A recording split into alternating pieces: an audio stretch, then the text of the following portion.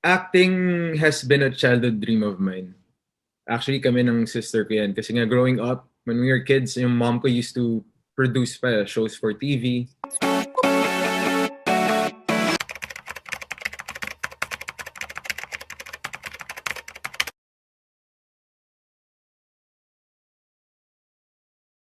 Good evening, RAWR Nation. I'm Richard Paglikawan, your host for tonight. And we have here the newest addition to growing Kapamilya stars. He came from a showbiz clan. Please welcome Jake Ejercito. Hello, Jake. Hi, Richard, and hi to everyone, to the RAWR Nation watching tonight. Good evening po sa inyong lahat. Thank you, Lionheart TV and Richard, for having me this evening. So, kumusta naman? Belated Happy Father's Day. So, kumusta naman Thank you. naging celebration ninyo? Well, hindi ko kasama si Ellie, unfortunately, kasi nasa Siargao siya ngayon with her mom. But I was able to spend it with my dad and all my siblings. So happy naman dahil magkakasama kami lahat yesterday.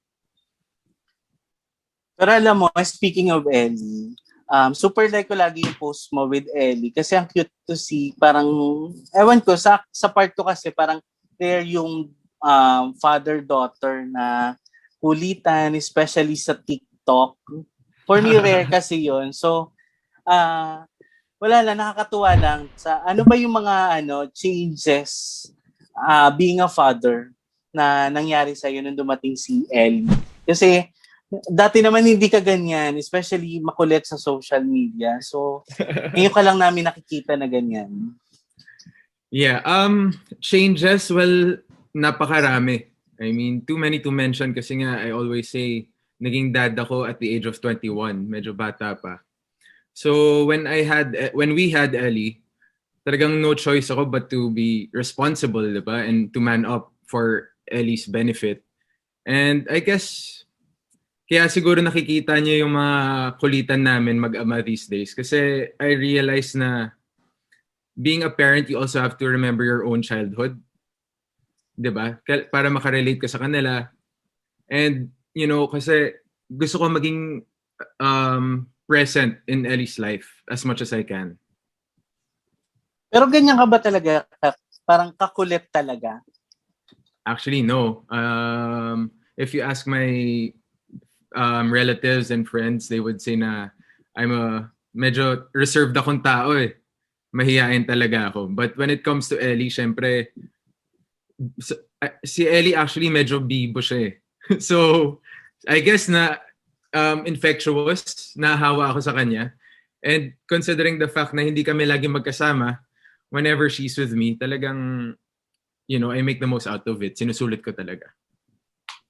And we also observe na parang in the recent years, wala kang pinopost na anyone or special someone, walang nalilink sa'yo.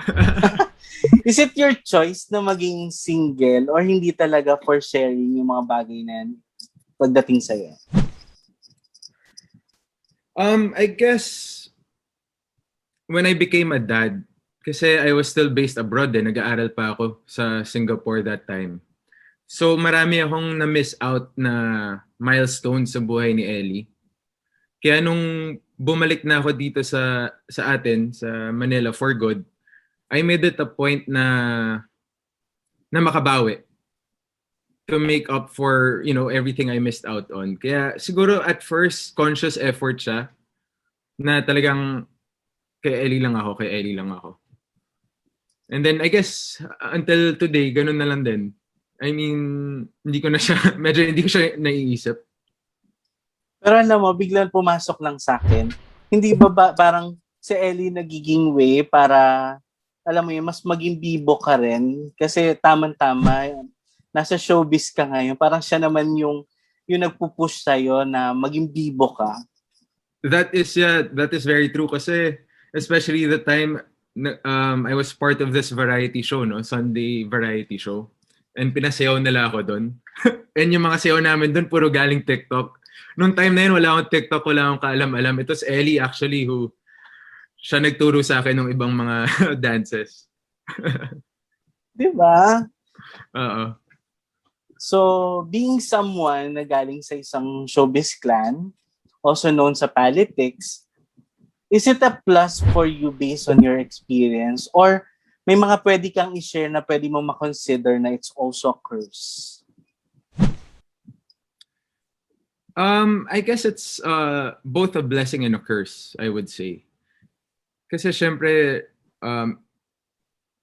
coming from a political family, hindi ko naman madedenay na syempre may perks din yan, 'di ba? Nung bata kami, like for example, may bodyguards kami and I guess may special treatment din. But it's also a curse kasi parang bukas yung buhay mo sa public eh. And but I guess it comes with the territory talaga. You just have to learn how to live with it. Pero how open are you with Kasi, syempre, being part of public, parang naging public figure, parang open din for for criticism, for opinions. Oh yeah, definitely. I mean, I was 10 years old during my dad's impeachment trial. I was 11 nung EDSA DOS nung napababa siya sa pwesto niya. Kaya parang it's already part of our lives sa aming magkakapatid. Kaya these days kapag hindi may iwasan na may bashers, 'di ba? Parang wala na lang din kasi ever since we were kids, nararanasan na namin yun kahit sa school namin nabubully kami. So we're kind of used to it actually. Before social media, before Facebook and Twitter, nababash na kami. Seriously? Nabully ka sa school? Oh yeah. I remember halos during my dad's impeachment trial, halos every day ako na sa guidance counselor nun. Pero paano mo tinake yun? And paano mo nalampasan yung yung moment na yun? At times like that kasi all you have is your family, 'di ba? And as long as you're secured with yourself, with your family, nothing else should matter. I mean, okay lang naman, yung criticism is fine as long as it's constructive, 'di ba?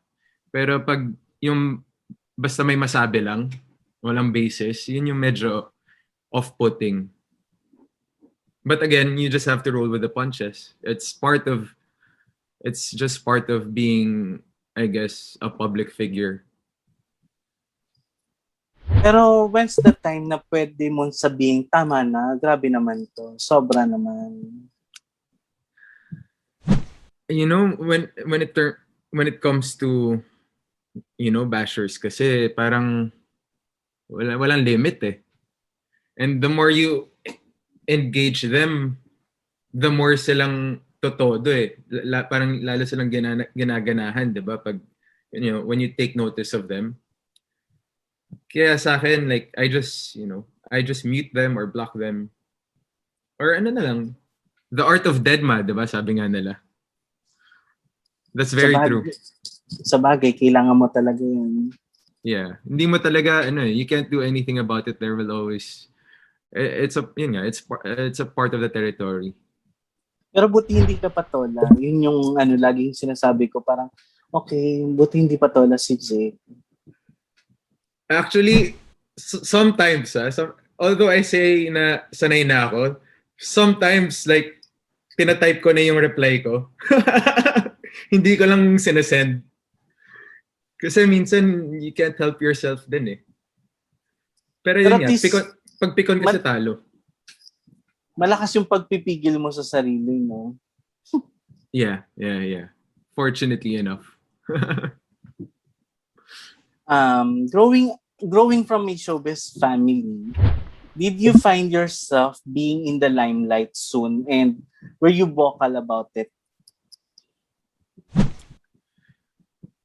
I guess so, yes. Kasi when I was born, my dad was already senator. When I was 2 years old, kumandidato na siya for vice president, and I went with him around the country campaigning na rin. So yeah, kasi considering pa my mom is also from showbiz, di ba? I guess naging normal na for us.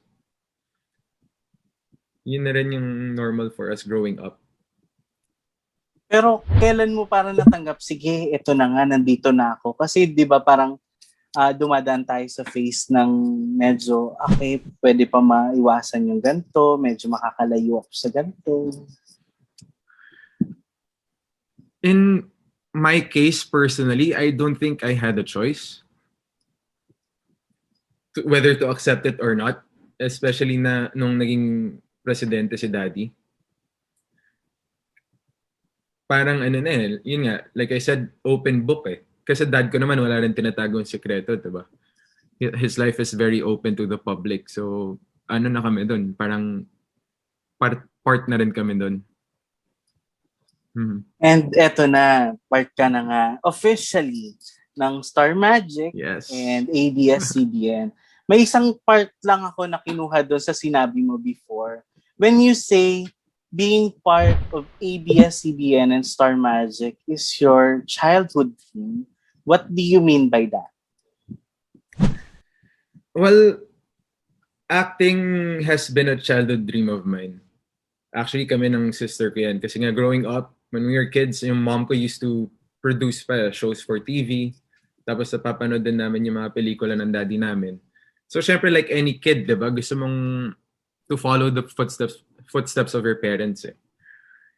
So, now that I'm part of ABS-CBN and Star Magic, I mean, the biggest and brightest stars of this country naman, most of them galing Star Magic eh. Lahat ng careers nila, Star Magic ang nag-build, diba?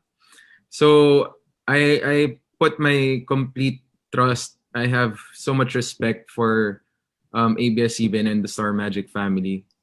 With their, ano na sila eh, pillars na sila sa industriya ng show business, diba? Hindi matatawaran yung reputation ng ABS-CBN and Star Magic. Kaya I'm deeply honored and grateful to be part of this family. May I ask kung ano yung pagkakakilala mo sa ABS-CBN before para maging reason mo na ito yung, sige, ito yung gusto kong gawing tahanan ko sa showbiz. And ngayong part ka na ng growing family ng mga Kapamilya stars, ano yung na-realize mo? For me, kasi what stands out, yung slogan or motto ng ABS-CBN, yung to be in the service of the Filipino. Kasi, you know, sa family namin, with our dad, talagang tinuruan kami to always think of others. And I went to a Jesuit school also, Savior School nung high school. Ang ini-instill naman nila sa amin yung value of being a man for others. So, parang nagtugma-tugma lahat eh. And I'm excited. I'm, you know, in any way I can, in any capacity, as an artist of ABS-CBN, to be in the service of the Filipino people. And ayan na, since nasa showbiz ka na talaga officially, so may mga showbiz questions ako para sa'yo. Mga fast talk lang to. So, who's your showbiz crush? Ever since I was a kid, Heart Evangelista. What's your sport? Basketball. Kanino ka pinaka-starstruck sa showbiz? Pinaka-starstruck?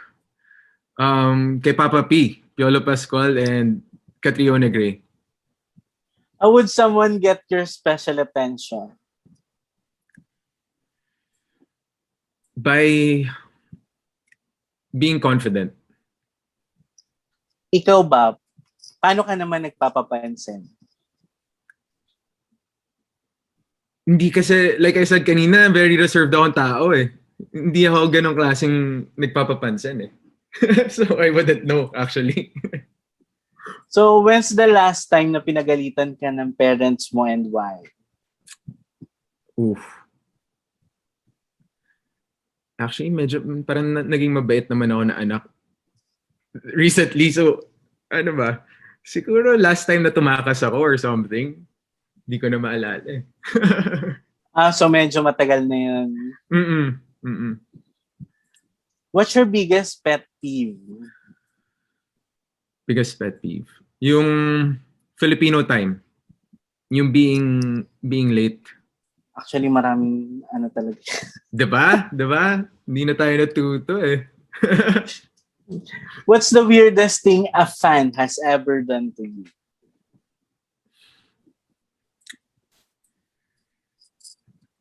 First thing that popped in my head, parang nakurot yung nipple ko one time. Oh my God. Sorry, natawa ako. Ano, event ba to? Or anong nangyari? Actually, I was campaigning in Manila para sa dad ko. Tapos, isang lola na too early ba? Sorry, nagulat ka. Yun yung una kong naalala. Hindi ko kasi ma-imagine kung paano na. Yung may giggle pa. Baka ganun nakasanayan nila na yun. Yeah, I guess so.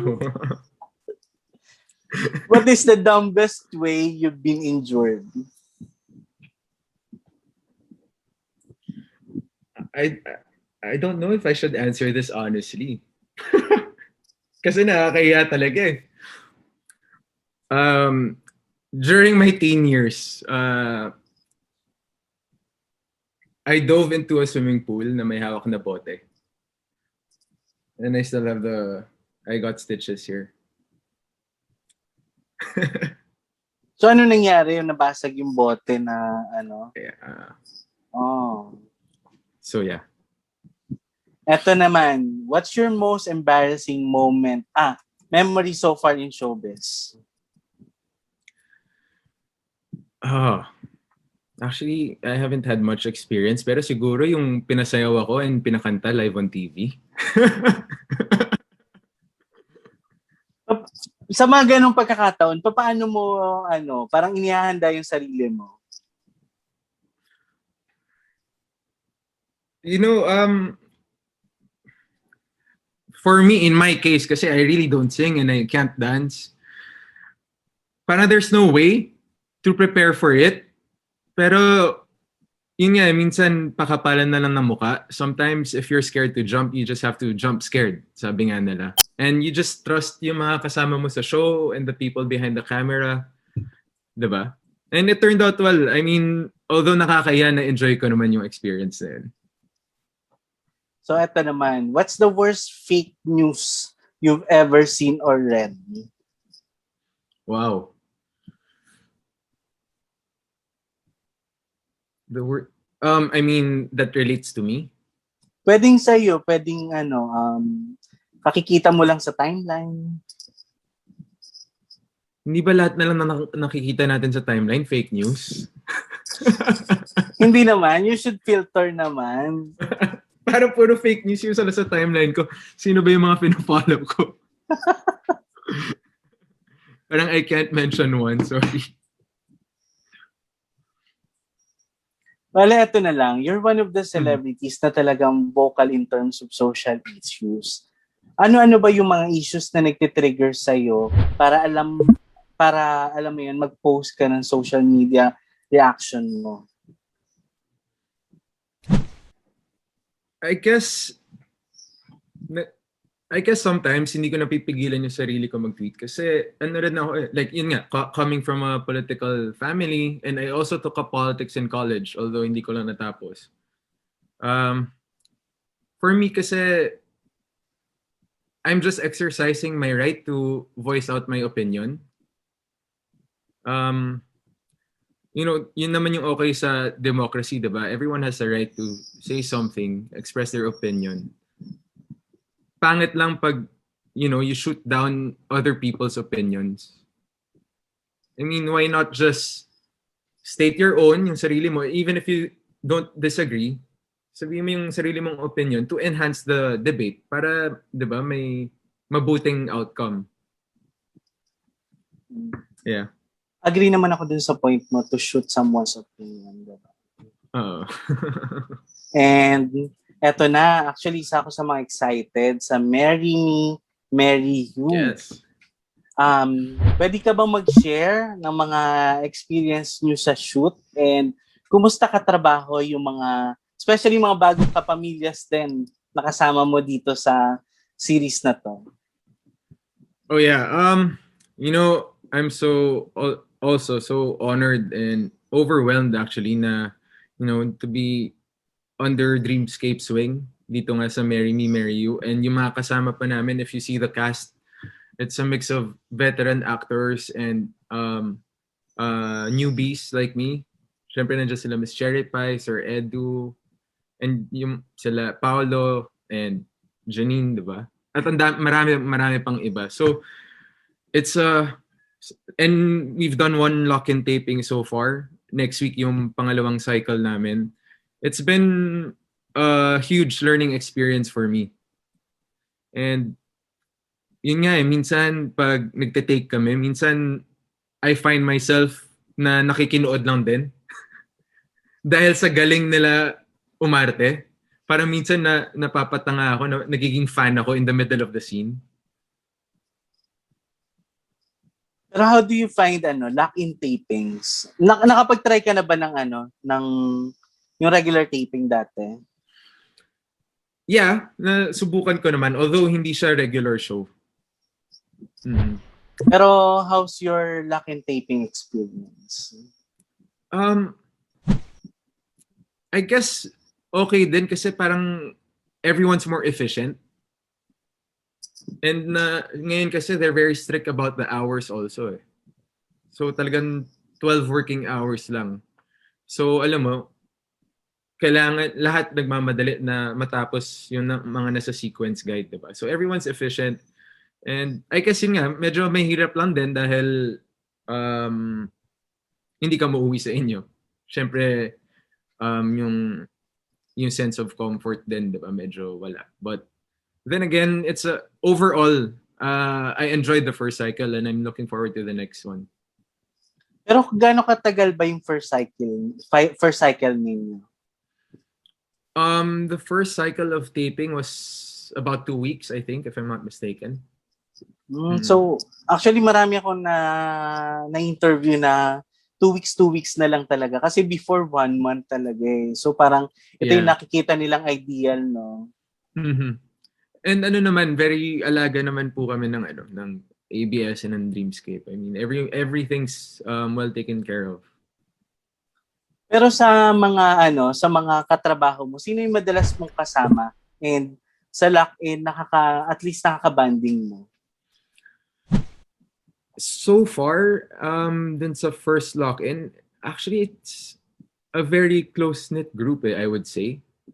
Parang wala kaming age gaps, sa totoo lang. I mean, ang cool din yung mga veteran actors sa kasama namin, sila Sir Lito Pimentel, Sir Joko, Sir Edu, Ate Vina. Lahat, when we have breaks kunwari sa set, ganyan. Although, syempre, social distancing pa rin, di ba? Pero, parang lahat nagja-jive naman eh. We mesh well, which is really, really good. And mukhang malapit na rin kasing isa lang to, though hindi ko alam kung saan ipapalit, pero gaano ka-excited sa first Kapamilya project na to? It's not only my first Kapamilya project, it's actually my first teleserye. So it's exciting kasi iba yung flavor ng show eh. Hindi siya yung usual teleserye na madrama. Parang it's dramedy and it's very family-oriented. So we look forward talaga na mapanood ng viewers itong Marry Me, Marry You kasi again, it's something different talaga. Bale dito sa Marry Me, Marry You, agad ang dami mo agad Kapamilya stars na nakatrabaho. Pero given a chance to work with other Kapamilya artists in the near future, syempre, we're expecting for the next. Sino-sino yung mga parang, kung ikaw pamimiliin, sino-sino yung mga gusto mong makatrabaho pa? I always get asked this question and napakahirap sagutin. Kasi ang daming magagaling talaga sa Kapamilya Network eh. And in my case, as a newcomer, I just wanna work with anyone who I could learn from. Because I really wanna know more about the craft, the different techniques and stuff. So open naman ako to work with anyone. It's hard for me to choose just one from the roster of ABS and Star Magic kasi ang daming magagaling talaga. Ayun. So, being part of Star Magic is just the start. So, we're expecting to see you more. So, Jake, ano-ano na lang yung mga dapat naming abangan for the rest of 2021? To be honest, as of now, I just want to focus on Marry Me, Marry You. I want to take things one step at a time. And I want to give my best talaga dito sa show na to. Pero meron ka bang list ng mga things na gusto mong parang gawin for this year? Actually, wala namang list, but I have like a parang yung ultimate goal as an actor. Like I wanna portray challenging roles na socially relevant na yung may inspire yung mga kababayan natin. If parang si Papa P sa dekada, 'di ba? Or si Sir Boyet De Leon sa Ganito Kami Noon. Mga ganun. Yun yung dream roles ko. Yun. So, Yeah. thank you, Jake, for your time. Thank you so Salamat. much. What's up, RAWR Nation? This is Jake Ejercito and you're watching Lionheart TV.